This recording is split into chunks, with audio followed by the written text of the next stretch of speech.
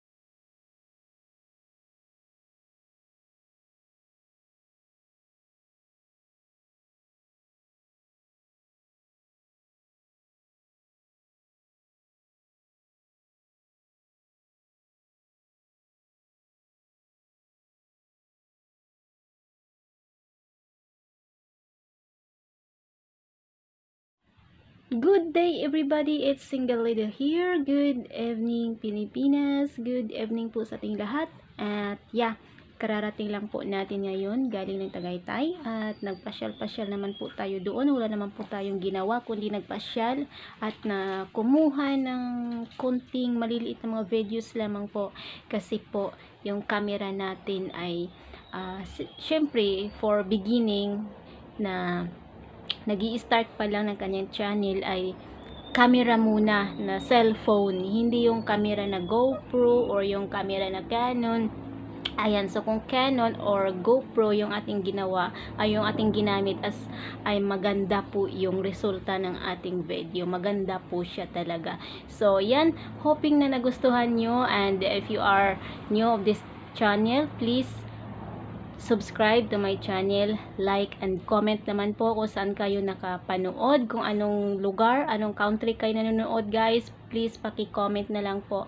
At sa mga pwede magpa-shoutout, please comment down below lamang po at isa-shoutout ko kayo next video po natin. Ayan, so yan, sa nakikita nyo guys aking video kanina, ayan, so hindi po siya maganda talaga kasi po yung gamit ko ay cellphone lamang po. Ayan, so hoping na makabili po tayo ng mga equipment for vlogging. Yan po ang aking wish po talaga sa aking buhay. So malapit na, konting push na lang konting push na lang po guys, talaga makukuha na natin yung ating gusto.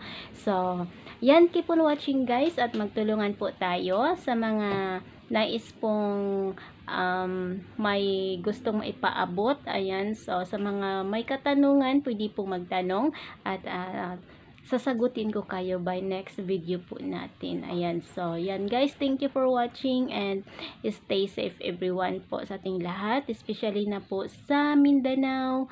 Ayan, so thank you so much and thank you for subscribing to my channel.